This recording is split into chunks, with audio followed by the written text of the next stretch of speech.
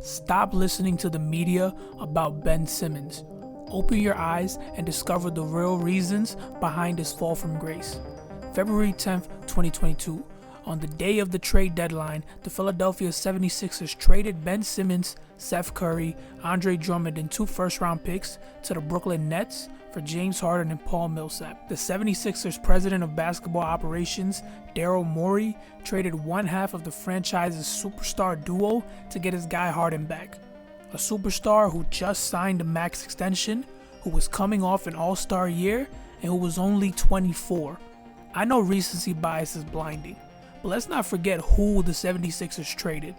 Benjamin David Simmons, the Australian phenom who went number 1 in the 2016 NBA draft, the former Rookie of the Year, the guy who made the All-Star team in his second season, the man who made consecutive All-Defensive first teams.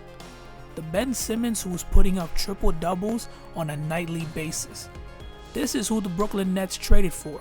This was the Nets' compensation for parting with the former MVP. Ben Simmons was supposed to come in and play ball at the level he's played his whole career and help Durant and Irving win a championship. But instead, they got a man who looks like the ghost of his former self. This dude hasn't scored 10 points since January. What happened? Well, let's take a closer look, because I think it comes down to a plethora of things. 1, his back. He was diagnosed with a herniated disc in March last year. He had surgery in May and was back on the court for preseason in October. That's a quick turnaround for a severe injury. In my opinion, this is the main reason behind his declined production. And I'm not some Ben Simmons supporter.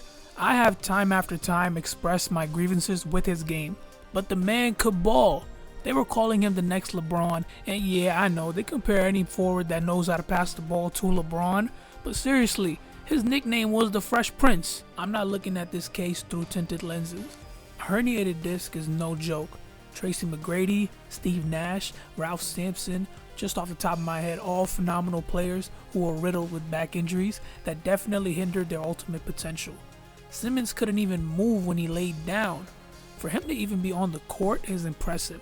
It's going to take some time for the man to get back to his true athletic form.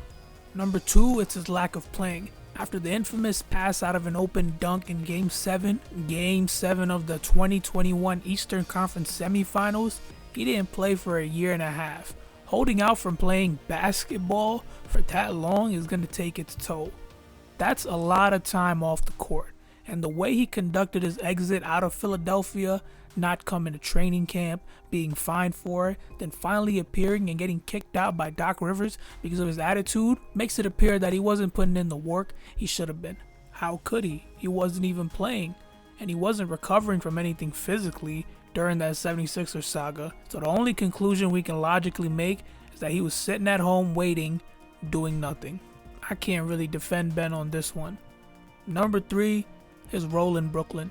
Watching Simmons play on a night-to-night basis this season has been confusing, to say the least. He started out the season getting reacclimated to playing basketball again. He was playing 30 to 35 minutes a game, regular starter minutes, and then there was a 5-game stretch in November where he was playing like the old Ben Simmons. But those 5 games went as quickly as they came, and he stuck with this flop of a season. Man, whatever. He'll have a bad season, take his punches on the chin, and just try to get his groove back on the court. But he's not even getting on the court anymore. His minutes per game dropped from 30 to 25, and now in the month of February, he's playing 19 minutes a game. Brooklyn's paying a guy $35 million to log 20 minutes a night. When they played the Knicks, he played 13 minutes. He played less than every single guy the Nets just traded for. And you ask the head coach Jacques Vaughn why he's not playing Simmons, and it's always the same answer. He can't find an optimal lineup to utilize Ben. Has it really gotten that bad that you can't find a feasible reason to keep your star player on the court? It's usually the other way around. And I know this Nets roster has shuffled more than a blackjack table, but he's Ben Simmons. Without KD or Kyrie Irving, who else is the face of this team? And this ties into my last point about Ben Simmons, which is his confidence. Ben's confidence is shot. I'm not going to beat around the bush about it. He doesn't play with the attitude that had previously gotten him on an All-NBA team. The guy just moves like he's in a daze. His assertiveness isn't there anymore. And yeah, we spoke about his back issue, but come on now. Everyone knows he's dealing with something that has absolutely nothing to do with him physically. Look at the man's shots per game in Philly. Ben was attempting around 11-12 shots a game. Now he's barely attempting 5 shots a game. 5 shots for a max contract player. People used to say Ben Simmons was a bad free throw shooter and especially a bad 3-point shooter. He couldn't hit shots outside the perimeter, but he was a transcendent talent inside, passing the ball, rebounding, playing defense, pretty much everything except shooting. Watch Ben Simmons' rookie year. He was still shooting those 12 to 15 footers. Was that his forte? No, but the man didn't refuse to shoot a jump shot altogether. He just didn't shoot threes. This would have been glossed over in any other era of basketball except this one. The 3-point boom essentially forced every single player to be able to shoot one, especially someone like Simmons who's expected to make plays in the half court, which was impossible for him because no one was guarding him in the half court. But without a jump shot, Simmons still did pretty damn good his first 4 years. But the pressure was mounting, and as the season started stacking, it became apparent that Ben's stats had not increased since his rookie year. He became a Defensive Player of the Year caliber player, but besides that, his counting stats remained practically identical. Teams were letting him shoot anything, which led to him not shooting anything. What the hell? In Simmons' rookie year, he attempted 205 shots between 10 and 29 feet. So from the mid-range area to the 3-point line and the hash. All of these attempts would be jump shots and floaters. The next year, he attempted 97 from that distance, less than half of what he shot the prior year. The next 2 years, he played less games, but if you combine both seasons, he played a total of 115 games. He attempted 85 shots from that distance in those 115 games. This man attempted 85 shots outside the paint in 2 whole years. 205 attempts down to 85. He erased anything that wasn't a layup or a dunk out of his game. I wasn't joking. He just stopped shooting, which is the most confusing thing. Yeah, his percentages were bad, but progress is a linear model.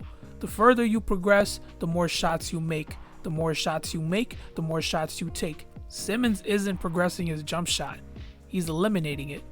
He's not following that structure in any facet of his game, with the exception being his defense. His defense is such an outlier because he's so good on that end of the floor. For a guy who's been labeled by the media as self-centered with a poor work ethic, this man puts his head down and locks up. He's one of those defenders that passes the eye test with soaring colors. Anyways, before I got off track, the guy stopped shooting jumpers and teams started intentionally fouling him late game because he was a terrible free throw shooter. Why let the opposing team even have a chance of scoring 2 or 3 points when you can safely give up 1? It's just math, and that made him a liability in the clutch. And his glaring weakness was in the spotlight during the Eastern Conference semifinals. Remember the pass out of an open dunk? Well, actually, Trae Young was under the rim, but not actually, because to anyone with a brain, you know that it might as well be the same thing. That's the freest jam you'll ever get. Trae Young at barely 6'1", weighing a whopping 164 pounds, was not going to stop Simmons at 6'10", 240 pounds. But Ben Simmons still passed out because he was afraid he'd get fouled. And that meant he'd have to go to the charity stripe. And his charity was buy one, get one free. He buys 1 point, you get a free air ball. But all jokes aside, he passed the ball, and that's when the roller coaster dipped. Everyone knew he was in his own head. The hate from the media. You can't have a guy on the court who's afraid to shoot the basketball. The fans. You got 5 points in the game 7. His own team. Doc, you think Ben Simmons be a point guard for a championship team? I don't know the answer to that. Had shattered his confidence. He was done with the 76ers, and he was done with basketball, it felt like. He sought counseling for it, and I will not belittle him for his personal struggles.